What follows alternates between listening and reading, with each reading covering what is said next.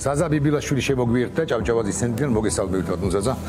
პირველი კითხვა ცოტა უცნაურია ერთის მხრივ, მაგრამ მეორეს მხრივ რატომ არის ეს უცნაური? რა შეიძლება იყოს თქვენი აზრით მთავარი მიზეზი იმისა, რომ პოლიტიკურმა პარტიებმა ნაწილმა ყოველ შემთხვევაში მიუხედავად იმისა, რომ ერთიანობა არ არის, ერთიანობა როგორც ასეთი ვერ შედგა, ამ პოლიტიკურმა პარტიებმა კერძოდ ხაზარაძე ჯაფარიძის ლელო ძლიერმა საქართველოს და კახარიას ჯგუფმა, კახარიას პარტიამ მაინც დაიჩემეს, ასე ვიტყვი, და პრაქტიკულად მიიღეს გადაწყვეტილება არჩევნებში მონაწილეობის თაობაზე, ადგილობრივი არჩევნები.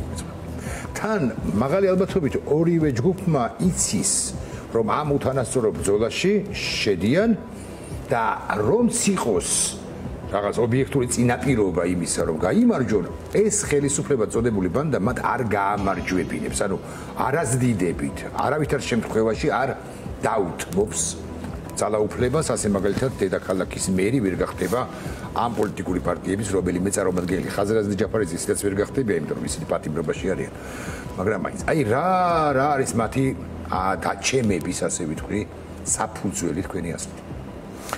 ირაკლი, მოგესალმები, დიდი მადლობა მოწვევისთვის. ძალიან გამიჭირდება აუხსნა ლელოს мотиваცია. გახარიას მოდი ამ შემთხვევაში არ შევეხები, იმიტომ რომ პირადად მე და მე მგონია, რომ ელექტორალურად, ანუ ოპოზიციურად განწყობილი ელექტორატის დიდ ნაწილს ალბათ მაინდამაინც დიდი მოლოდინები და ილუზიები გახარიას პარტიასთან დაკავშირებით არც ქონია. მე მგონია, რომ ეს ილუზიები დღითიდღე ქრება და შესაბამისად ის ნიშა, რომელიც გახარიას პარტიას ქონდა ჩვენს პოლიტიკურ ლანდშაფტზე, ქრება პრაქტიკულად. ხო, ის ადამიანები ან ერთეულებად გამოიყოფიან ამ პარტიას და ან დაუბრუნდებიან ოცნების წიაღს, სადაც არის მათი იდეოლოგიური ადგილი.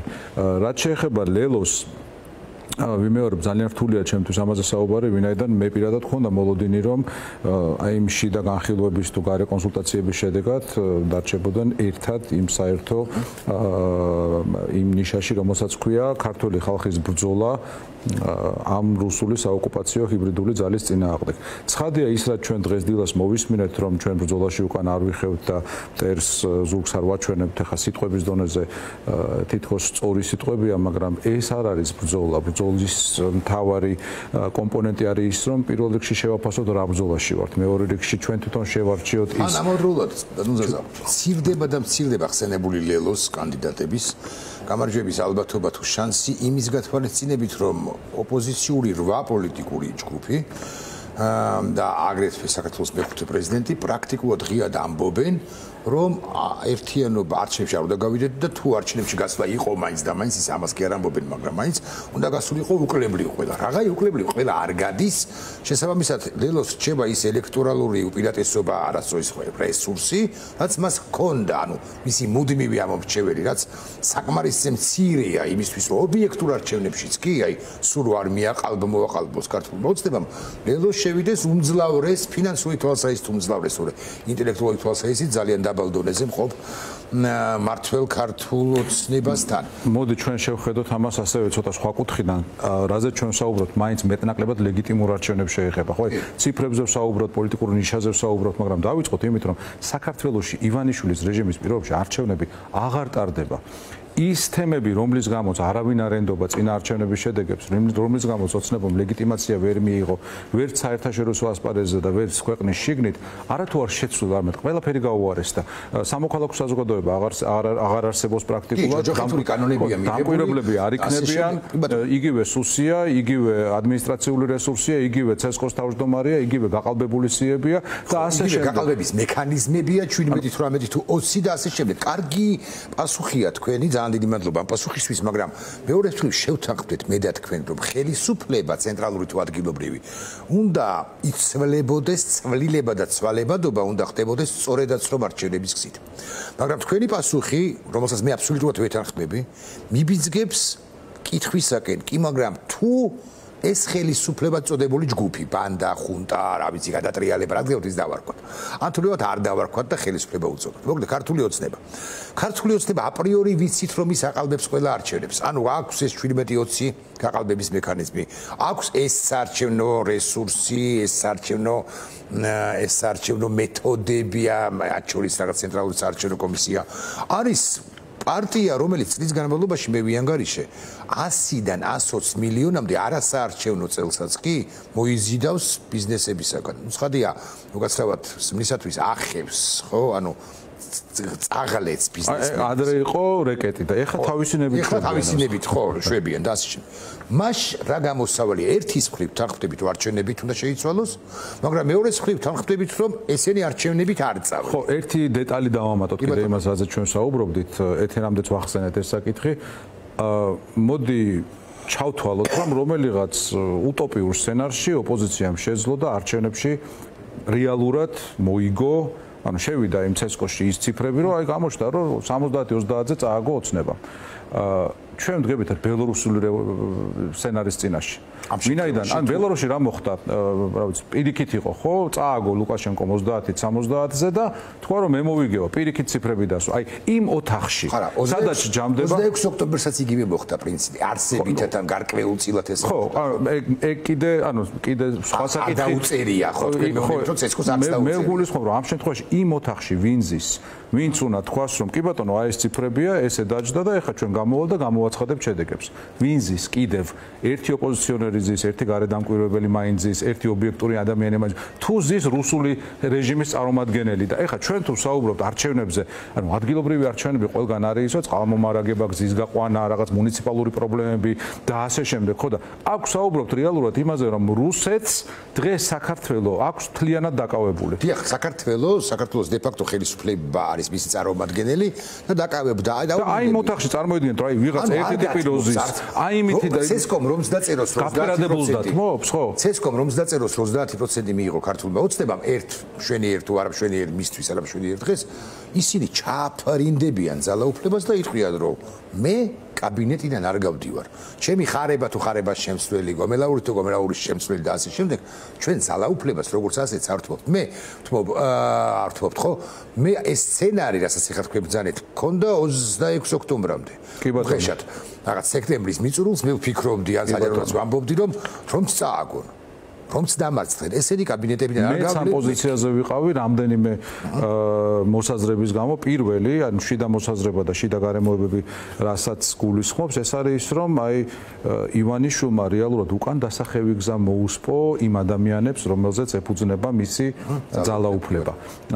ამაში გულისხმობ იმას, რომ იმდენ დანაშაულში გასვარა ფინანსურში, ძალადობრივში, თანამდებობრივში, სამოხელეოში და ასე შემდეგ, იმდენი დანაშაული აქვს ამათ ჩადენილი, იმდენი აქვთ მოპარული, აი ჩვენთან კორუფცია ხან ელიტური ხან სრულად არ ელიტური პრობლემა იყო სულ ხო ელიტურის ბჭყალებში, იმიტომ რომ როცა არ ჩანდა ეს კორუფცია,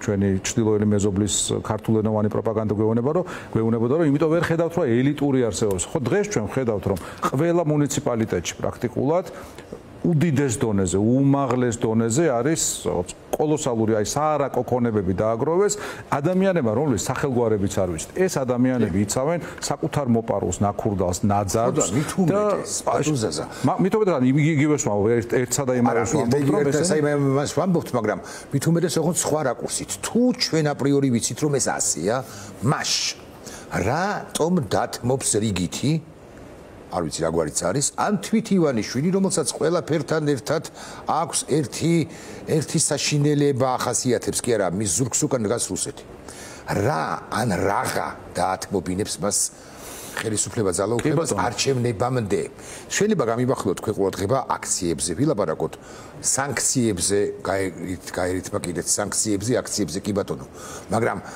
მაგრამ არის კი ეს ის რეცეპტი რომელიც აპრიორი რუსეთს ათქმევინებს რომ მე ჩავიქნიე ხელი მავრ ივანიშვილზე მე გავეშვი მას და ქართულმა ხალხმა გადაწყვიტეს რაც გინდათ მე მგონი რომ არა და აი ამიტომ ცოტა ვიჭედები მე თვითონაც გიმოდიშებთ ამ სიტყვისთვის ხო რთული ვითარებაა ნამდვილად ისევ რომ გავიხსენოთ 90 წლის ანალოგია ვინაიდან ბოლო ხანებში ხშირად იხსენიებენ ამ ანალოგიას და ხშირად არასწორადაც მაშინ ეროვნულმა მოძრაობამ თავდაპირველად გამოაცხადა ბოიკოტი ამ ბოიკოტის შედეგად მიიღო ფუნდამენტური დათმობები კომუნისტური რეჟიმისგან და ამ დათმობების შემდეგ გავიდა არჩევნებზე რომელიც იყო რეალურად ხელისუფლების გადმობარება იქ ყველამ წინასწარ იცოდა 28 ოქტომბრის არჩევნები პირველი მრავალპარტიული არჩევნები სადაც იმ დათმობების შედეგად უკვე ყველა მიცოდა რომ კომუნისტები მიდიან და ეროვნული ხელისუფლება მოდის. წარმოვიდგინოთ აი დღევანდელი ანალოგიით რომ ოპოზიციამ ანუ ქართულმა საზოგადოებამ მოიპოვა იმგვარი დათმობები როგორც არის ცესკოს შეფის გადადგომა,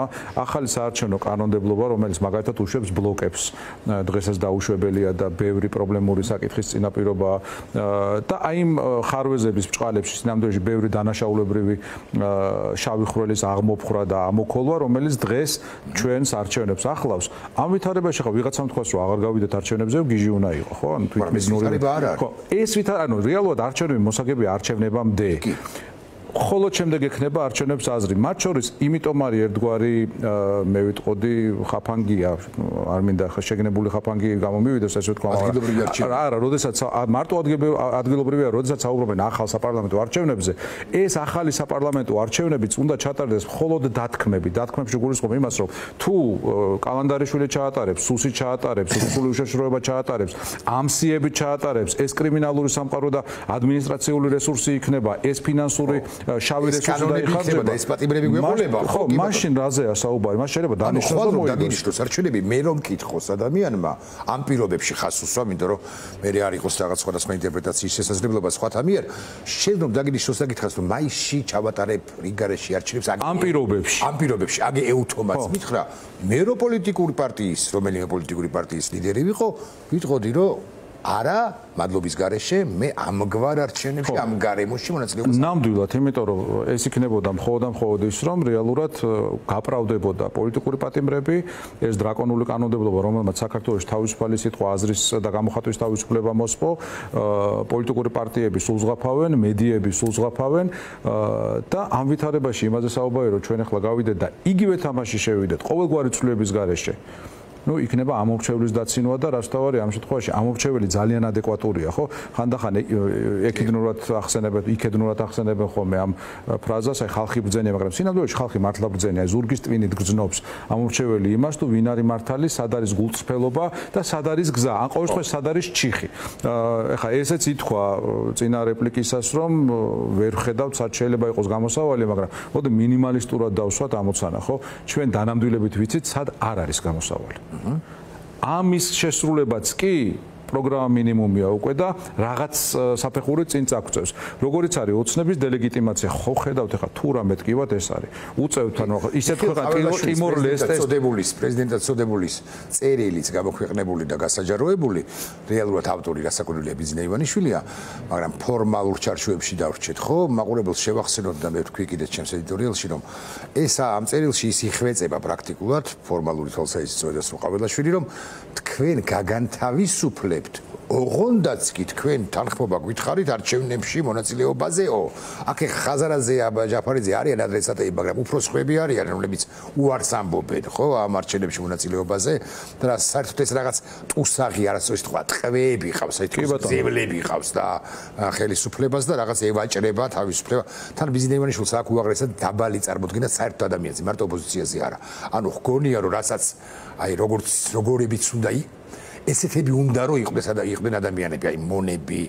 ალბათ მას გუნდში ხავს ადამიანები, რომლებიც ყველაფერზე ხელს მოაწერდნენ, ოღონდაც კი ბატონს რაღაც წყალობის. ყველა ადამიანს მის თვალში აკვირია რაღაც ფასის ნიშნული, ხო? აი ეს ზვირების და ხო იაფატყიდულობ თუ უფრო იაფატყიდულ ზვირადაც არ ყიდულობს ან და პატის ხოდი მას ცემს ჩემი აზრით, ვისაც ვერ ყიდულობს. დასაკვირველია და სხვა აი ის ერთგვარად გავს პუტინს ხო პუტინსაც ესმის ხოლმე და მხოლოდ ძალის ედის იმიტომაც იყოს და არის ბოლო პერიოდში ცოტა ხმა დადაბლებული პუტინზე არ გამახსენდა უფრო სხვა რამეზე გამახსენდა იქნება და ბატონ ზაზა არის ჩვენი პაზლი იწყობა თუ აეწყობა უცხოეთშიც უყურეთ ას გულისხმობ სომხეთი რევოლუციურ პროცესებშია ქვეყნისში და საერთოდ ამ გლობალურ კონტექსტში არა მხოლოდ იმას გულისხმობ, არ გულისხმობ მხოლოდ იმას, რომ ეჩმიაზინის წინააღმდეგ წავიდა პრემიერი ფაშინიანი, არამედ მისი ურთიერთობები თურქეთთან, მისი ურთიერთობები აზერბაიჯანთან, მისი ურთიერთობები ევროკავშირთან, შეერთებულ შტატებთან. 5 წლის წინ ეს აბსოლუტურად იზოლირებული ქვეყანა, რომელშიც აეროპორტშიც კი რუსები იყვნენ, დღეს ლაპარაკობს იმაზე, რომ სწრაფად ხვალვე მომეცით უვიზო რეჟიმი ვიმსახურებ ევროკავშირთან, კი ბატონო, ევროკავშირთან უვიზო რეჟიმი. სტრატეგიული პარტნიორობა შეერთებულ შტატებთან. აზერბაიჯანი გვაოცებს, მე თუ მკითხავთ ვარაუდ, იმიტომ რომ 3 წლის წინ კი არა, 3 თვის წინა ამას ვერ წარმოიდგენდი, ასე მაგალითად 9 მაისს, როცა ალიევი შეხვდა პუტინს. ხო, თუ არ ვწდები ჩასული იყო, შეიძლება მეშლება. აზერბაიჯანი გვაოცებს, მასაკურნალია მას ზურგს უკან არის თურქეთი და ეს მნიშვნელოვანი ფაქტორია, მაგრამ ამას მაინც გაბედვაოდა. ამასობაში დაინგრა რუსეთის გავლენები ახლო აღმოსავლეთში, ირანი და სირია. ძალიან საინტერესოა.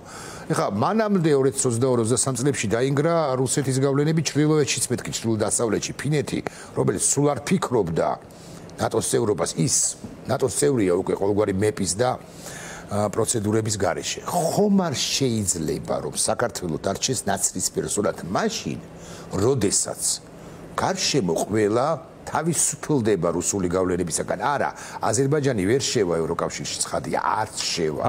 არც შევა, ხო? და არც ჭირდება, მაგრამ why not? თურქეთთან ორხრივი ურთიერთობები ისედაც აქვს. თურქული ბაზა იხსნება, ხა ავიაბაზა რეგიონში ყველაზე დიდი. ძალიან დიდი ინვესტიციას 250 მილიონს თუ არ ვწდები, ჩადებს სწორედ ასე თურქეთი. სამხედრო თვალსაზრისით გაძლიერდება ეს ქვეყანა, ბუნებრივი რესურსები აქვს, თურქმენთან ურთიერთობა აქვს, ბუნებრივი ჩრდილო ირანის შეიძლება დეიზოლაცია თუ წავიდაოდეც მე ირანისა ბევრი პროცესი მიმდინარეობს. შენ შეიძლება იყო ამ ტელეფონის სფერი ამასობაში?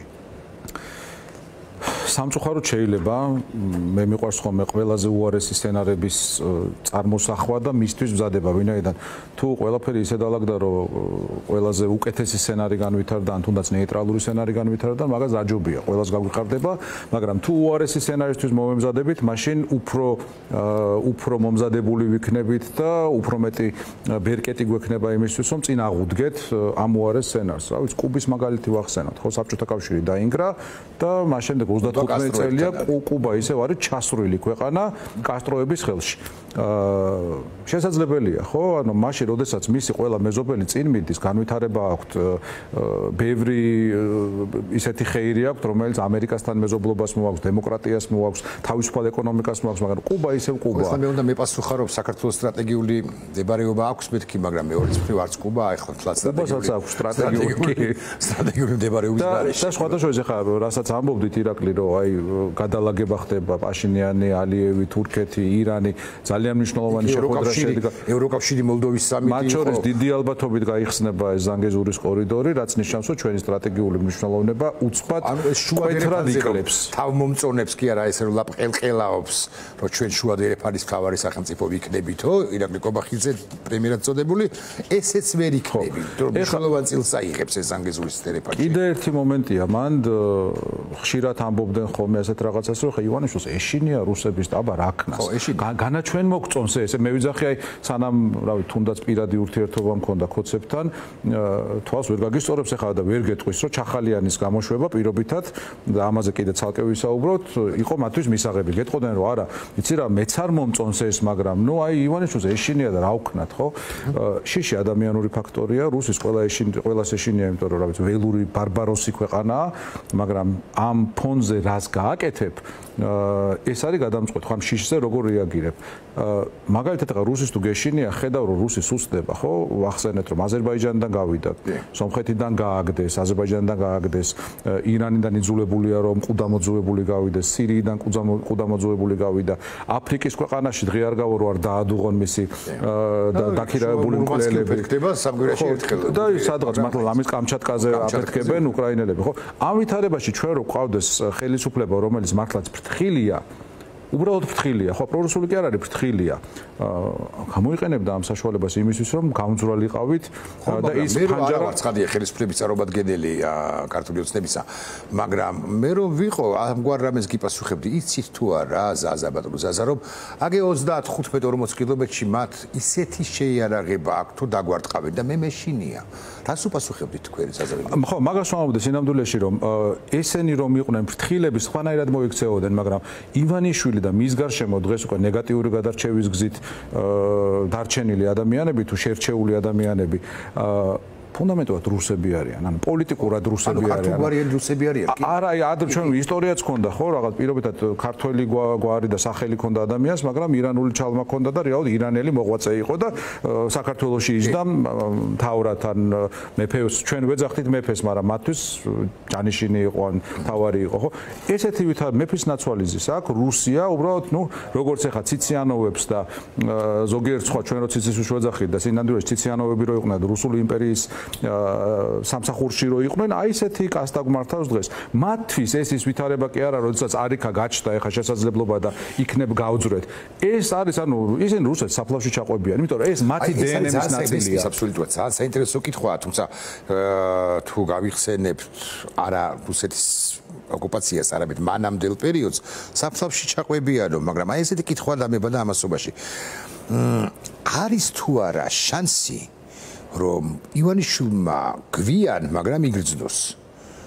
უშუალოდ ივანიშვილმა, რომ მსოფლიო შეიცვალა, სომხეთიდან თავისუფლდა, მოლდოვიდან თავისუფლდა, უკრაინამ უკუაგდო მტერი, აგე ესეთი ამბებია და დაიწყოს მავრის ძიება, შეაწმინდოს ყველა ხელი ამ მავს ჩვენ შემთხვევაში და ამ შემთხვევაში ირაკლი კობახიძეს, თქვას რომ ეს უბედურება მან დაატრიალაო, კვირიკაშვილს რო უშვებდა ხო, ან სხვა პრემიერებსაც პრინციპში, უკლებლივ ყველაფერი დააბრალა სწორედ მათ. მე არ ვიცოდი რომ იქ რაღაც ვარ ვწდები ბავშვთა სიღარიბეზე იყო ლაპარაკი თუ არ ვწდები თუ ბავშვთან მდგომარეობაზე თუ გორდა სიღარიბეზე მოკლედ მარტივად ვთქვა, მაგრამ მე არ ვიცოდი თუ ესეთი მდგომარეობა იყო, ეს რომ ვწოდნოდაო. ივანიშვილმა თქვა, კვირიკაშვილი არც იქნებოდა პრემიერ-მინისტრი, შესაძლოა სხვაზეა ეს ისტორია, არა აქვს პრინციპული მნიშვნელობა. ივანიშვილს ახასიათებს სხვებისთვის ხელის შეწმენდა და კობახიძე რატომ არ იქნება მორიგი? კიდევ ერთი. და არის თუ არა ეს ინდულგენციის საფუძველი ივანიშვილის? ეგ არის თავარი, ეგ არის რა თქმა უნდა, ხელს რო შეაწმინდავს ამაში ეჭვი არ მეპარება, თუმცა ის რომ ივანიშვილმა რაღაც არ იცის ან ივანიშვილის ნების გარეშე ხდება ამ ქვეყანაში რამე, მე გამორიცხულად მიმაჩნია, გავიხსენოთ ლაშა ნაცვლიშვილის ოცნების ერთ-ერთი მთავარი იდეოლოგის და რუსეთთან საეჭვო კავშირების მქონე ადამიანის ცნობილი ვიდეობლოგი, სადაც თქვა რომ აიო, რაც ივანიშვილი მოვიდაო, მას მერე ხიდან ფოთოლი ჩამოვარდება, მაგასაც ეს განსაზღვრავს. ეხლა რა მნიშვნელობა აქვს? ხანო ეს გვარი აქო, ხან ეს სახელი აქო, ხან ის ქვიაო, ხან ეს, მაგრამ სულ ყველგან ივანიშვილიაო. ხო, მე მესმის რომ ჩვენ არ ვაძლევთ ინდულგენციას, მაგრამ საზოგადოება ეს მინდა ვთქვა სინამდვილეში რომ ეს არ არის აი ხშირად ეხლა მე ორ მხრიდან ატრიალებენ ხოლმე რა ყოვლის შემძლეობაზე არ არის აქ საუბარი, არის იმაზე რომ მას შეგნებულად აქვს მართლობის სისტემა აგებული ისე რომ მიუხედავად ფასადებისა ის არის გადაწყვეტილების მიმღები, ხო? რა ვიცი, გავიხსენოთ 2012 წელს მას ყავდა საკმაოდ მძიმე წონოსანი პროდასავლური ფიგურები მის გუნდში, მაგრამ რა მომენტშიც ამ ადამიანებმა გადაწყვიტეს რეალური პროდასავლური გადაწყვეტილებების მიღება და იმ ვექტორზე ქვეყნის წაყვანა, ისინი მოაშორა მან მართლობას, სისხლის სამართლის საქმეები აღუძრა და ზოგს კიდე რაღაც საშინელებები ჩაუტარა. დიდი ხანი იყვნენ ისინი და წელიწად ნახევარი 2 წელიწადი. კი ბატონო, და ესე მალე მოხდა ამ ყველაფრის გამოშიგნა, ხო? დღესაც იგივე, ანუ დღეს საერთოდ აღარავინ არ ყავს ისეთი, ვისაც რაიმე პოლიტიკური წონა გააჩნია, უბრალოდ სახელები და გვარებია, ბევრ სახელ და გვარითაც კი არ ვიცნობთ და ცხადი ახლა მათ რო შეაწმინდოს ხელი არ იქნება არც მოულოდნელი, არც მისი მორალისთვის უცხო, მაგრამ რამდენად დამაჯერებელი იქნება ეს არ იქნება დამაჯერებელი. მე ამას გამოვრიცხავ ზოგადად რომ მან დასავლეთისკენ აიღოს გეზი, ვინაიდან ანუ ხამარ ყველა წითელი ხაზი უკვე გადაალახა. ჯერეთი რომ გადაალახა, შეგნებულად გადაალახა ფაქტობრივად, მაგრამ ამ ყველაფერთან ფაქტობრივ ქმედებებს ხო განსაზღვრავს ადამიანის მენტალიტეტი, მისი განწყობები, ანუ აღზრდა, რაც გვინდა დავარქვა და რო გავაანალიზოთ მისი ქმედებები, მისი სიტყვები, მისი ნაწერი ინტერვიუები, ყველაფერი 2011 წლიდან დღემდე, ეს არის ფუნდამენტურად საბჭოთა ადამიანი, რომელიც გეუბნება რომ საბჭოთა კავშირი რომ დაინგრა. ცუდი იყო, იმიტომ რომ საზღვარი გაიხსნაო და ხალხმა მერე ნახა რომ სხვაგან კარგად ცხოვრობენო და გაუბედურდნენო. ანუ ის კი არ აქ კი არ დაინახა თავისუფლების 2007-8 წლებში, როცა ამბობს რომ საბჭოთა კავშირის დანგრევა იყო უდიდესი გეოპოლიტიკური კატასტროფა. ზუსტად. ოღონდ პუტინს აქვს ძალა, ან სურვილი და ძალა ესე ვიტყვი, ცდილობა ყოველ შემთხვევაში რომ აღადგინოს, ან ეცადოს რომ აღადგინოს საბჭოთა კავშირი და ივანიშვილი აქ პატარა საბჭოთა კავშირს გიკეთებს შიდა რეპრესიებით, იზოლაციით, ჩაკეტვით და ასე შემდეგ, მაგრამ ამასობაში ბატონ მოძაძა ჩვენი პარტნიორი უნდა იყოს და არის კიდეცგან არა შეერთებული შტატები ბევრს არ ახსოვს, მაგრამ ბევრსაც ახსოვს, რომ 2008 წელს რომ არა შეერთებული შტატების მონაწილეობა და ჩართულობა ამ პროცესში, ხო? და არ გულისხმობ მხოლოდ მე-6 ფლოტს, გულისხმობ მათ შორის ყაზახის დაკეტვას და კონდოლიზა რაისის ჩაბოსვლას ბევრ ფაქტორს, ხო? ვინის ის იქნება, ნუ უხეშად აგვისტოს 15-ში თუ 12-ში თუ 17-ში აფრიალებულიყო რუსული დროშაც კი. ჩვენმა ჯარისკაცებმა რასაკვირველია უმნიშვნელოვანესი როლი ითამაშეს, ჩვენმა მაშინდელმა ხელისუფლებამაც ადეკვატური ქმედებით რასაკვირველია, მაგრამ ამავდროულად ჩვენმა დასავლელმა პარტნიორებმაც არა ყველამ სხვათა შორის, მაგრამ ბევრმა და შეერთებულმა შტატებმა კი ნამდვილად. ახლაც შეერთებული შტატები ჩვენი სტრატეგიული პარტნიორია, ჩვენი ქვეყნის საზოგადოების უფრო. მაგრამ ხომ არ ფიქრობთ, რომ ცოტა ნელია? აი ასე მაგალითად მე სულ მაქვს აი ყოველდილით ვიღვიძებ მეთქი უტრირებს ხადია და ვუყურებ მეგობარი აქტი ხომ არ არის მიღებული სენატის დონეზე ზედა პალატის დონეზე და ყოველდილით იმედგაცრუებული ვარ მეგობარი აქტი არ არის ჯერაც მიღებული ხომ არ არის ცოტა ნელი შეერთებული შტატები უშუალოდ საქართველოსთან ფუძნად მის დე ფაქტო ხელისუფლებასთან იმართებაში და თუ გნებავთ იქვე მივაბად ბრიტანული სანქციები რომლებიც მე როგორც ვხედავ ძალიან აშინებს ივანიშვილს 2008 წელი ახსენეთ თქვენ და მე მინდა ასევე გავიხსენო რომ რამდენიმე წლის წინ ალექსანდრე დუგინმა თქვა ასეთი რამ 2008 წელს ჩვენ თბილისში ტანკებით რო შევსულიყავით და იქ ჩვენი ხელისუფლება დაგვესვა ამაზე უკეთეს ხელისუფლებას ვერ დავსვამდით და დღეს გვყავს რაც დასვეს 2012 რაც 2012 წელს დასვეს შესაბამისად ის რომ მაშინ გადავრჩით ჩვენი სახელმწიფოებრივებისთვის იყო უმნიშვნელოვანესი ბუნებრივია მაგრამ რუსებმა სხვა ჭრილში და სხვანაირად განაგრძეს მათ შორის საინფორმაციო ომის წარმოება და ზუსტად ეს საინფორმაციო ომი მოიგო ივანიშვილმა მაშინ როდესაც დასავლეთი დაარწმუნა რომ თვითონ იყო მედასავლეთე რომ საქართველოში არაფერი არ შეიცვლებოდა გარდა იმისა, რომ ავტორიტარული ტენდენციების თუ მიდრეკილებების ქონა ხელისუფლება შეიცვლებოდა სუპერდემოკრატიული ხელისუფლებით, როგორიც იყო ის. ეს იყო მისი მთავარი წარმატება და მე ადამიანები, რომელიც ამაზე წამოაგო, საკუთარი შეცდომისა თუ შეგნებული გვერდზე გახედვის მძევლად აქცია შემდგომი 10 წლის განმავლობაში, იმიტომ რომ ასეთი ადამიანები, მათ შორის ამერიკის შეერთებულ შტატებშიც, ანუ შეგნებულად აღარ ხედავდნენ იმას, რასაც ივანიშვილი აკეთებდა. ეხლა ჩახალიანი ვახსენეთ წეღან და შეუძლებელია არ გავიხსენოთ ის პირველი პოლიტიკური ამნისტია, რომელიც ივანიშვილმა მიიღო 2012 წელს. ჩახალიანი არ იყო იმის ნაწილი, ჩახალიანი 2013-ის დასაწყისში გამოუშვა, ისევე როგორც ახმედ ჩატაევი, საერთაშორისო ტერორისტი და აღმოჩნდა ხო დადასტურდა ჩატაევი საერთაშორისო ტერორისტი იყო, ჩახალიანი FSB-ს აგენტი აგერ სომხებმა დაიჭირეს ახლა და ამ ყველაფერზე ადამიანები საქართველოში როცა ყვიროდნენ და ამბობდნენ რომ ხალხო დავინახოთ მაინც ეს რაც ხდება და დავარქვათ თავის სახელი მოდაში იყო ან ამ ადამიანებისთვის რადიკალების დაძახება, ან ნუ გვერდზე გახედვა და პეპლების გაზიარება, ან ივანიშვილთან და წულუკიანთან მართლმსაჯულების ტალღებზე საუბარი, რომელმაც რეალურად სასამართლოს სრულ განადგურებამდე მიიყვანა. ეხლა დღევანდელ დღეს რაც შეეხება, მოდი ამერიკასაც გავუგოთ ბრწყალებში, ხო?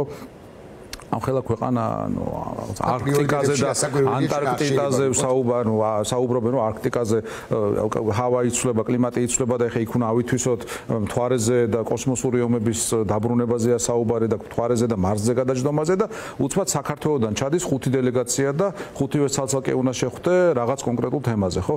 ერთი მხრივ ჩვენ არ გვაქვს სწორი კომუნიკაციის ტაქტიკა და სტრატეგია სამწუხაროდ აგებული მათთან, ანუ ერთიანობა აგვაკლია აქ და მეორე მხრივ ახლა მათ იმდენი საზრუნავი აქვთ რომ ხანდახან მიჭირს სულ საყვედურს ბატონ ზაზარო საქართველოს არ არის უხეშად პრიორიტეტ და ათეულშიც იმიტომ რომ სულ არქტიკაზე არ გაგემახვილებინათ ყურადღება ან გლობალურ დათბობაზე ხო იქ არის საკითხები ასე მაგალითად უკრაინის საკითხი ახლო აღმოსავლეთის საკითხი პაკისტანი ინდოეთის საკითხი ჯერაც დღეს ეს კიდე არ მოხსნილი ჩინეთის საკითხი უამრავ ისეთი თემაა რომელიც არაორდინალურ ვითარებაში ამყოფებს ისედაც არაორდინალურ პრეზიდენტ ტრამპს და მის ადმინისტრაციას და ბუნებრივია რომ საქართველოს საკითხმა გადაიწია მეთქი, მაგრამ ადრე იქნება თუ გვიან დემოკრატიის ხარისხი საქართველოში და ასევე ამერიკის როგორც სახელმწიფოს ინტერესის საკითხი ამ რეგიონში და კონკრეტულად საქართველოში, ბუნებრივია დღის წესრიგში ამოიწევს სხვა თუ არაფერი, მაგალითად იგივე ჩინეთის კონტექსტში სხვა თუ არაფერი და ანაკლიის სპორტის შეხსენება შემიძლია აქ და ასე შემდეგ. მე არ დავტოვებ თქვენის ნებართვით პასუხის გარეშე 2012 წლის ამბებს მე აბსოლუტურად გეთანხმებით იმასთან დაკავშირებით 2012 წელს იყო და თქვენის ნებართვით ასე დავარქვ მე არჩევნების გადატრიალება ანუ საარჩევნო პროცესი და ეს საარჩევნო რევოლუცია. საარჩევნო მოდი ვასი თქვა, მაინც კონტრრევოლუცია, იმიტომ რომ მე ვეთანხმები იმ მოსაზრებას, რომ 2012 წელს 1 ოქტომბერს დამოუკიდებლად იმისა, მე რაც ვფიქრობდი იმ ხანად, ყველა პატრიოტებმა მოქალაქემ დღეს უნდა აღიაროს, რომ 1 ოქტომბერს რუსეთმა ჩვენ ჩაგვიტანა კონტრრევოლუცია და ეს არის ღალატი 2003 წლის ვარდების რევოლუციის იდეალებისა და ჩემი აზრით უფრო შორსაც წავალ, ეს არის 91 წლის 9 აპრილის 31 მარტისა და 9 აპრილის იდეალების ღალატი, მით უფრო გამოჩნდა ეს 22 წლიდან. და 22 წლის შემდეგ ანუ უკრაინაში შეჭრას გულისხმობ რუსეთისა, ვინც ამას არ აღიარებს, აი დღეს და ახლა, როცა ეს ჯოჯოხეთი ტრიალებს ჩვენს ქვეყანაში და დედაქალაქში, ხო როცა 55-60 პოლიტპატიმარი ყავს, მიხეილ სააკაშვილიდან დაწყებული, გუშინ დაპატიმრებულით დამთავრებული, ამას როცა არ აღიარებ, ხო, მე მგონი საკუთარ სინდისთანაც ცოტა მწყალად ხარ მერქი ამას ვიტყვი ბარემ, მაგრამ კითხვა ამგვარია. რატომ აჩქარდა ივანიშვილი კი რატომ აჩქარა ივანიშვილი რუსეთმა 22 წლიდან? იმიტომ რომ 22 წლამდე დამეთანხმეთ ის ცოტა ლბილად მიდიოდა, რბილად. აუშვა ერთი გუნდი, მოიყვანა მეორე გუნდი. ასე ღიად ანტიდასავლელი არ ყოფილა. გასულ წელს 28 ნოემბერს მან პრაქტიკულად სახელმწიფო გადატრიალება მოახდინა, როდესაც კობახიძე გამოიყვანა და ათქმევინა, რომ ჩვენ ვღალატობთ კონსტიტუციას, მათ შორის მათ მიერე მიღებულ კონსტიტუციას. გრძელი კითხვა კი გაუმდის, მაგრამ მომიტევებთ და ეს იყო სახელმწიფო გადატრიალება. რატომ აჩქარდა ივანიშვილი, რატომ აჩქარეს ის? ხო, ანუ მე მგონი ამ კითხვაში პასუხიც იგულისხმება, რატომ აჩქარა, ანუ არ აჩქარებულა, აჩქარეს, ანუ მას პირდაპირ დავალება მოუვიდა იმასთან დაკავშირებით, რომ რა უნდა გააკეთოს ახლა, ვინაიდან რუსეთმა 2022 წელს, 2021-ის ბოლოს, როდესაც დეკემბერში დასავლეთს ულტიმატუმი წაუყენეს, გახსოვთ ხო, რომ ნატომ უნდა 90 წლის, 91 წლის საზღვრებზე გაიყვანოს ჯარები და რაღაც უსაფრთხოების გარანტიები უნდა მისცეს რუსეთს და ასე შემდეგ. აი მაშინ რუსეთმა ჩათვალა, რომ უკვე თავი ქუჩში აქვს, დასავლეთი არის დეზორიენტირებული, ამერიკა არის საარჩევნო კამპანიის პირობებში, გერმანიაში საკმაოდ დაბალ რეიტინგული შოლცია კანცლერი და ზოგადად ისეთ ვითარებაა, რომ დასავლეთს არ შესწევს უნარი წინააღმდეგობა გაუწევს რუსეთს. აი ესე ჩათვალა და პუტინმა განიზრახა და ეს არც დაუმალოს, რომ რამდენიმე დღეში აი ესეთი ბლიცკრიგით, მასე სიტყვა არ გამოუყენებია, მაგრამ ყველაფერი სხვა პრაქტიკულად იდენტური არის ნაცისტური გერმანიის ქმედებებისა, ბლიცკრიგით აღადგენს რუსულ იმპერიას. ამის ნაწილი იყო ის, რომ საქართველოშიც უკვე შეწყდა ეს ილუზიები იმასთან დაკავშირებით, რომ ჩვენ ევროპა გვინდა, ნატო გვინდა და შეიცვალა რიტორიკა რადიკალურად, ანუ თუ მანამდე ჩვენ გვიწევდა, მაგრამ მე პირადად მიწევდა რაღაც აი ფრაზების მოძებნა და მე ამ ფრაზების განმარტება, რომ ეს ამას ნიშნავს სინამდვილეში, ხო? ყოველდღიურად გვეუბნებოდნენ, რომ უკრაინისთვის ირაღის მიწოდება არ არის სწორი, რომ რუსეთისთვის სანქციების დაწესება არ მუშაობს, რომ ყველაფერი ისე დასრულდება, როგორც ვიცით, რომ დასრულდება, რა ვიცი, 3 წელიწად ნახევარი გავიდა და რუსეთში აფეთქებები არის სადღაც მურმანსკში და ირკუტსკში ლამის და ეს ნამდვილად არ იყო ის სცენარი, რომელსაც პუტინი მოელოდა. მოდი კიდე ერთი დეტალი გავიხსენოთ, ძალიან ბევრს არ ესმოდა რატომ შემოიღო ივანიშვილი, რატომ მიიღო ივანიშვილმა 2024 წელს რუსული კანონი. იმიტომ რომ ყველა ამბობდა, რომ შარშან თებერვალში, როდესაც ეს თემა მათ ხელახლა წამოწიეს, ოპოზიცია სამწუხაროდ იმდენად იყო დასუსტებული, პოლიტიკურ პარტიებზეა საუბარი, რომ მაღალი ალბათობით აი საერთოდ არაფერი არ გაეკეთებინა ქართულ ოცნებას, არჩევნებს მოიგებდნენ დიდი გაყალბების გარეშე. მხოლოდ აი პარტიული სისუსტიდან გამომდინარე, არა საზოგადოებრივი განწყობებიდან გამომდინარე, ამას ხაზს უსვამ, ვინაიდან იგივე აი წინა ხელისუფლების მაგალითი რომ მოვიყვანოთ, ხო? მე მგონია, რომ სააკაშვილის წინააღმდეგ საზოგადოებრივი განწყობები 2010-ში და 12-ში დაახლოებით ერთი და იგივე იყო. მაგრამ 10-ის არჩევნებში ოპოზიცია იყო ფრაგმენტირებული, სუსტი და ლეგიტიმურად გაუყალბებლად წააგო. ოპოზიცია მაშინ ხო 12-ში სულ სხვანაირი სურათი იყო და იქიდან გამომდინარე როგორც იბრძოლა ივანიშვილმა და მისმა რუსმა პატრონებმა სხვა შედეგი დადგა. აქაც ანუ ოპოზიცია იმდენად დასუსტებული იყო 2024 წლის დასაწყისში, რომ რო არაფერი გაეკეთებინა ივანიშვილს, ის მოიგებდა არჩევნებს. ხა იცმის კითხვა, რატომ შემოაგდო მან რუსული კანონი? ჩემთვის პასუხი მარტივია. მას რომ არჩევნები მოეგო გაუყალბებლად, ევროკავშირი გახსნიდა მოლაპარაკებებს წევრობაზე. ანუ არ ექნებოდა ევროკავშირს საბაბიც კი, რომ არ გაეხსნა მოლაპარაკებების მოგება. შეგნებულად წავიდა რუსულ კანონზე ამგვარ რეპრესიულ ქმედებებზე და ასე შემდეგ, რომ ვინმე მისდავებოდა მას, რომ ეს არის გაყალბებული არჩევნები და შესაბამისად ევროკავშირს რომ ევროკავშირს ეთქვა, რომ ეს კანონი, ესეთი არჩევნები ეთქვა, რომ ეს არის ჩვენთვის მიუღებელი. ვინაიდან მას უბრალოდ ხელისუფლების შენარჩუნება კი არ აწყობდა. მასზე ამ შემთხვევაში საუბრობ რუსებს. რუსებს უბრალოდ ხელისუფლების შენარჩუნება კი არ უნდათ. უნდათ აქედან დასავლეთის გაძევება და ამ პროცესის ნაწილი ვართ ახლა. რასაც აღწევს და ახლა ამ კონტექსტში თქვენი პასუხი მაინტერესებს კითხვაზე, რამდენად ისა მე 2014-15-16 წლებში ერთ-ერთი ვიყავი თქვენთან ერთად ცხადია, ვინც მივესალმებოდით ასე მაგალითად უვიზო რეჟიმის შემოღებას ევროშენგენის წევრ სახელმწიფოებთან და კიდევ 4 სახელმწიფოსთან. ახლა ეს ვიზო რეჟიმი შეიძლება ჩვენ წაგვერთვას რიგით მოქალაქეებს. შეგვიჩერდეს მაინც რაღაც ამ სიტყვებს გამოვიყენებ. ხო, რამდენად გადმოსწვდება დასავლური სანქციები ქართულ საზოგადოებას, რამდენად აისახება მასზე და რამდენად მტკივნეული იქნება და როგორი პოზიცია უნდა გქონდეს ამასთან დაკავშირებით, რომ გავიგე ეს ინდივიდუალური სანქციები, რომლებიც ალბათ აზიანებს მათ და ბრიტანულ სანქციებზე არ გითქვა თქვენ არაფერი და მიპასუხეთ თუ არ შეწუხდებით და მეორე მხრივ ჩვენს თუ ვიზარალებთ თუ დავზიანდებით, ხო ეს ძალიან ცუდია, მეთქი ამის თქმაც მინდა და არ ვიცი ამყევით ან არ ამყევით ამ რიტორიკაში. ხო, რა თქმა უნდა, ჩვენ გვაქვს იგივე ბელარუსის მაგალითი, როდესაც ბელარუსი ხალხი ძალიან უკმაყოფილოა დასავლეთის რეაქციით ლუკაშენკოს რეჟიმის მიმართ.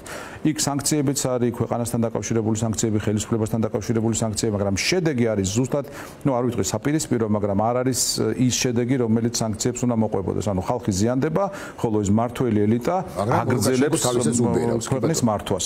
ზოგადად ჩვენ თუ გადავხედავთ სოფლიოში სანქციების ისტორიას, ჩვენ და სამწუხაროდ არ არსებობს პრეცედენტი იმისა, როდესაც სანქციებმა ან ხელისუფლება შეცვალა, ან ხელისუფლება შეაცვლევინა პოლიტიკა. გაურთულა ხელისუფლებას ცხოვრება, კი ბატონო. ძალიან გაურთულა, ესეც კი ბატონო, მაგრამ ის რომ რაღაც შეცვალა, ეს თავისთავად სანქციების კომპონენტი არ არის საკმარისი. ხა ჩვენ წლების განმავლობაში ჩვენ მე გულისხმობ სხვადასხვა ქართული ჯგუფები საუბრობდით იმაზე, მათ შორის ვთხოვდით დასავლეთს, რომ დაინახეთ რაც ხდება და სანამ სანქციებს ჯერ კიდევ შეიძლება ქონდეს პრევენციული ხასიათი, მანამდე გამოიყენეთ სანქციები, იმიტომ რომ პრევენციულად სანქცია არის ის ბერკეტი, რომელმაც შეიძლება რაღაცა ტიპის განვითარებისგან გიხსნას. ვიღაცა შეაჩეროს. მაგრამ პოსტფაქტუმ აღარ. ის რომ ეს მოხდა ასეთი დაგვიანებით და თუნდაც ბრიტანული სანქციებიც ამ კუთხით შეიძლება მოვიაზროთ, ხო?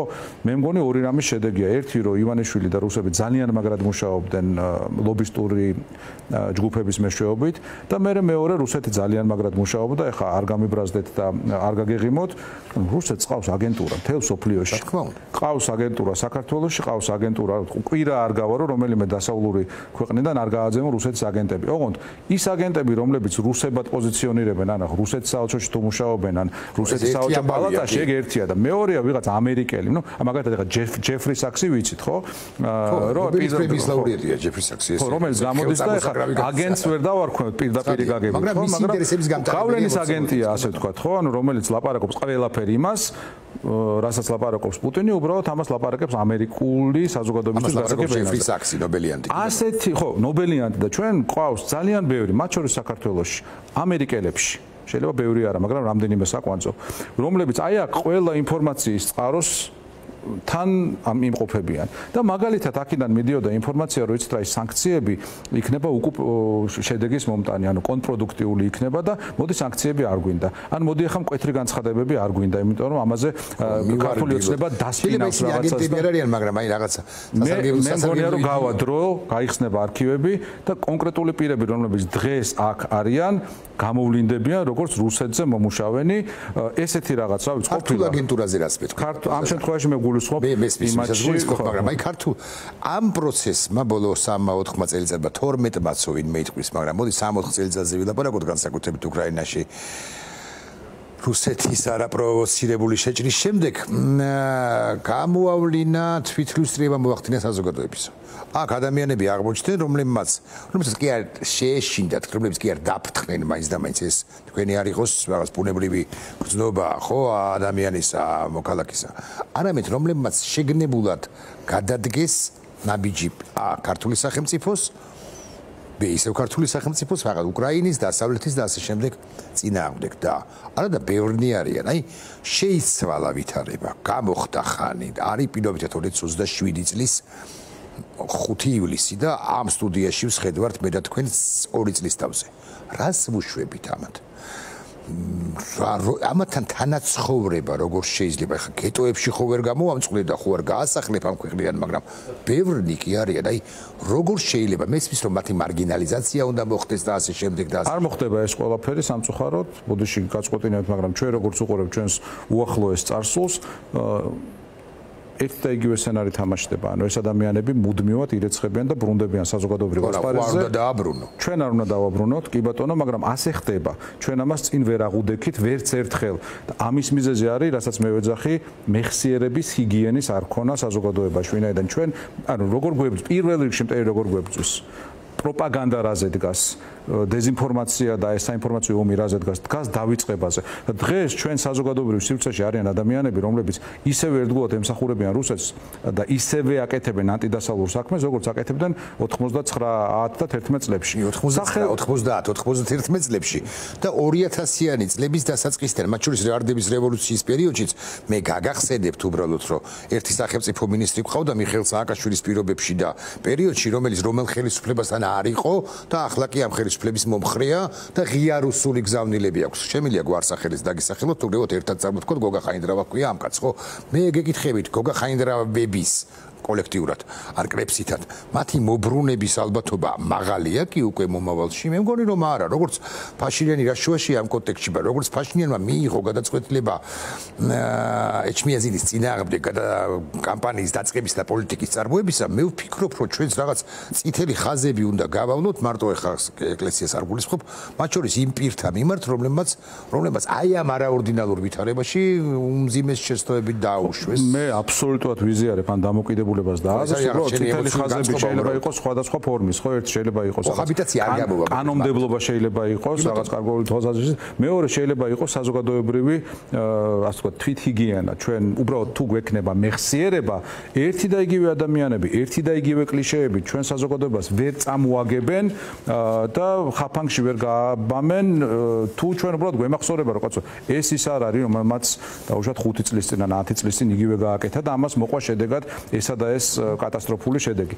შესაბამისად, ის რაზეც ჩვენ გავარდა სხვათა შორის ძალიან ბევრი წუწუნებს კაი გაგებით იმაზე, რომ როდესაც დღეს ვიღაც ადამიანი მოდის და მორალს გიკითხავს ან მომავლისკენ გზას გაჩვენებს, ის შეიძლება გუშინ და გუშინ წინ არათუ საპირისპირო საკეთებდა, ანუ აქტიურად იდგა რუსულ სამსახურში, ხო და მას კრიტიკული კითხვაც არ ესმის. ეს არის ის, რაც ჩვენ სინამდვილეში ყველაზე მეტად გვასუსტებს. ამის პასუხი არის ხოლმე, რომ იცით ჩვენ ბევრნი უნდა ვიყოთ.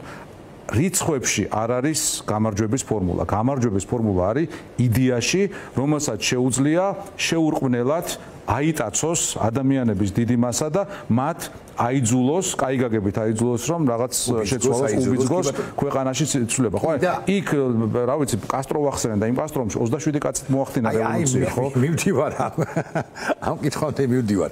27 კაცით მოახდინა კასტრომ რევოლუცია. საერთოდ რევოლუციას როგორც ასეთს, ხო, ახდენს სწორედაც რომ უმცირესობა ასე ვიტყვი. არ არის მაინც და მაინც აუცილებელი რომ რა ხეშად ჩვენი ამომრჩევლების რაღაც 2 მილიონი რაღაც 3 მილიონი ამომრჩევლიდან 1.5 მილიონი მონაწილეობდნენ ან 1.700.000 ამ რევოლუციაში მესმის ვარდების რევოლუციის პრინციპში ამის თვალსაჩინოება ახლა ესე რომ ობიექტურად რო შევაფასოთ იქ ცხადია ძალიან ცოტა მოქალაქეა საერთოდ მოქალაქეებიდან გამოსული მაგრამ აქტიური პროაქტიული მოქალაქეა რომელიც ფიქრობს არა მხოლოდ წარსულზე ან აწყოზე არამედ ფიქრობს მომავალზეც და ქმნის ძერწავს ხო ჩორკრის ამ მომავალს. აი ახლა აქედან გამომდინარე პრაქტიკულად ბოლო კითხვა ვერიდებით ამ სიტყვას რევოლუცია. და იმიტომ რომ მათ შორის გვეშინია საზოგადოებას გულისხმობ არა თქვენ და არა საკუთარ თავს. გვეშინია რომ პროპაგანდა დაიწყებს აი რევოლუციისკენ მიხავს ბიბილაშვილს თუ დაბლიაშვილს. არ მიყავს მით უფრო სისხლიანი რევოლუციისკენ, მაგრამ ესე აგდებაც ასე მაგალითად ღირსების რევოლუციისა უკრაინაში მომხდარიცა 2014 წლის თებერვალში ესე არ შეიძლება, იმიტომ რომ ის ღირსების რევოლუცია იყო უკრაინის დღევანდელი ფორმა ქმნადობის დასაწყისი. იქ მომიტინგეებს კი არ უსვიათ. იქ იანუკოვიჩმა ისროლა და იმიტომ მოხდა გრუშევსკიზე ის რაც მოხდა და საერთოდ ამან დაიწყო. მე მესმის რომ უკრაინას წინააღმდეგ რუსეთმა მე დაგეგმა ყირიმის ოპერაცია, დონბასი, ასე შემდეგ და ასე შემდეგ, მაგრამ ეს უკრაინის სახელმწიფოს იდენტობის საფუძველ ჩამდები თუ საფუძველ ჩამყრელი რევოლუციაც იყო. გავბედავ და ვიტყვი წინა რევოლუციისაგან განსხვავებით იუშენკოს რევოლუციას გულისხმობ. აპატიეთ, იმიტომ რომ ის მაინც წარუმატებელი პროექტი იყო. კარგით, ეხლა იუშენკოზე არ ვილაპარაკებ, ცხადია, ხო? ვილაპარაკებ უფრო სხვა რამეზე. აი, ჩვენ უნდა შევეჩვიოთ თუ არა სწორედაც რომ ამ სიტყვას რევოლუციას მით უფრო იმის გათვალისწინებით რომ აპრიორი ვიცით ივანიშვილი თუ მოსკოვიდან არ უთხრეს მაინც და მაინც უხეჭად პუტინმა არ აიღო და არ დაურეკა შეასწავი გრუზიუ ესე თუ არ უთხრა პირდაპირ მნიშვნელობით არჩევნებით და დემოკრატიული პროცესით არაფერს არ დათმობს ხო, მოდი ასე გავცემ მაკითხოს პასუხს. მე იმ ადგანი ვარ, ვინც უკვე 10 და 12 წლის წინ ამბობდა რაღაც კონკრეტულ ნიშნებზე დაყრდნობით, რომ ივანიშვილი აქედან თავისნებით არ წავიდოდა. ჯამახირიასაც ვეძახდი მის მიერ შექმნილ სისტემას და მაშინ ბევრს ყურსჭრიდა ეს, მაგრამ ჯამახირია რეალურად, ხო? არ არის არაფორმალური ლიდერი, რომელიც იძახსო საიდან გადავდგე, არანაირი თანამდებობა არ მიჭირავს. ხო. მეორე მხრივ რევოლუციაზე საუბრით შეიძლება ეს სიტყვა გაცვდეს. რევოლუციაზე არ საუბრობენ, რევოლუციებს ახდენენ. ყველა ქვეყნის სისხლის სამართლის კოდექსში არსებობს მუხლი გადატრიალების მცდელობა, მაგრამ არ არსებობს მუხლი გადატრიალებაზე. თუ გადაატრიალებ ქვეყანა შენ ხარ ხელისუფლება, ხო? თუ ვერ გადაატრიალებ, არსებობს აჯანყის უფლების. რა თქმა უნდა, მაგიტომ აჯანყების უფლება, მაგრამ ვიმეორებ, თუ აჯანყება წარუმატებელია, მაშინ იმ ხალხს ასამართლებენ და თუ წარმატებულია, მე შენ ხარ ხელისუფლება. ამაზე ლაპარაკი მე მგონი შორს არ წაგვიყვანს, მე უფრო ამის ალტერნატივად მიმაჩნია ის, რომ უბრალოდ გავისიგრძე განოთ, ვისთან გვაქვს საქმე. ის კარო რევოლუცია და ამაზე საუბარი. უბრალოდ გავისიგრძე განოთ, ეს არის ადამიანების რაღაც ხუნტა დავარქვათ, მე ხუნტას დაუძახებდი, რომლებიც უკეთეს შემთხვევაში რუსეთთან არიან შესული გარიგებაში, ეს გარიგება არის რომ შენ რაც გინდა ქენი, რამდენიც გინდა მოიპარე, ჰექტრობით ტყე კონდეს ალაზნის ველზე, ასობით მილიონი კონდეს, რომელსაც შენივე ყოფილი კოლეგა შეიძლება გედავებოდეს და იმის დაბრუნებაზე გეჩალიჩებოდეს, მაგრამ მთლიანობაში ჩემთვის თავარია რომ აი საგარეო პოლიტიკურად და სამხედრო თვალსაზრისით მე საქართველოს ვაკონტროლებდი. აი ეს რაღაც გარიგება ეშმაკთან არის, ხო? აქ იმხელა დანაშაულებზეა საუბარი და კიდევ ერთხელ გავიმეორებ იმ ლაშანაცუშვილის და შალვარამიშვილის ეთერს გავიხსენებ, სადაც თვითონვე ამბობენ რომ იმდენი ბოროტება და სიავე გვაქვს, ჩვენო გაკვეთებულიო, ხალხი ამას რო გაიგებსო, დედას გვიტირებენო, სხვა სიტყვას იხსენიებენ იქ და ღირსებიც ვიქნებით, ხო? ეს ხო მათივე პირიდან ამოსული სიტყვებია, ხო? ადრესატი უფრო ივანიშვილია, ხალხი კი არა ივანიშვილი თუ ამას გაიგებს, დედას გვიტირებსო, უფრო სხვა სიტყვას ყურებს, თუ ხალხი ხალხს გულისხმობს, იმიტომ რომ ივანიშვილი, მე მგონი აქ მე ასე მესმის ყოველ შემთხვევაში საუბარია ჩვენ, ივანიშვილის რეჟიმს ის იმდენი რაღაც გვაქვს ჩადენილი, ხო? ხო და ამ ვითარებაში უბრალოდ მორალური სიცხადე და რაც თავარია ილუზიების არ ქონა არის ძალიან მნიშვნელოვანი. აი იმიტომ არის ახლა ჩვენ თავიდანაც ვახსენეთ ძალიან გაყრით ადგილობრივი არჩევნები. ადგილობრივი არჩევნები ახლა ბევრს ვერაფერს შეცვლის ამ ქვეყანაში თუ ის ბჭყალებში ადგილობრივი არჩევნები გარდა ერთისა ის მორიგჯერზე შექმნის ძალიან ცოტა ადამიანში, მაგრამ როგორც საქართველოში ასევე გარეთ, აი იმ ილუზიას რომ შეიძლება ამ რეჟიმთან დაპირისპირებაში შეხვიდე არჩევნებს. თითქოს აქ არჩევნები ტარდება, ესე იგი რაღაცა ფორმის, მაგრამ დემოკრატია არის, ესე იგი ბრძოლას ყოველთვის ამასაც აიგდებენ, მაგრამ ბრძოლას აზრი აქვს, რა თქმა უნდა, მაგრამ გააჩნია ბრძოლის ფორმას, შინაარს, ბრძოლის ველს, რომელსაც შენ უნდა ირჩევდე და არა შენი მოწინააღმდეგე და ასე შემდეგ, ხო? ხა ერთი და იმაში თუ ჩაქსვა, რა ქვია, ბორბალში თუ ჩაქსვა და იმ გატრიალა და გარბენინა, ხო? მაგ ბრძოლას არა აქ აზრი. ეგ არის ბრძოლის ილუზია. აქედან გამომდინარე ერთი რაც ჩვენ ყველა ვარიანტში გავაკეთოთ, აი იმ ილუზიებიდან გამოვიდეთ და ვიმეორებ, აი ამ მინიმალისტური სტანდარტის დაკმაყოფილებით მე გზა გამოჩნდა.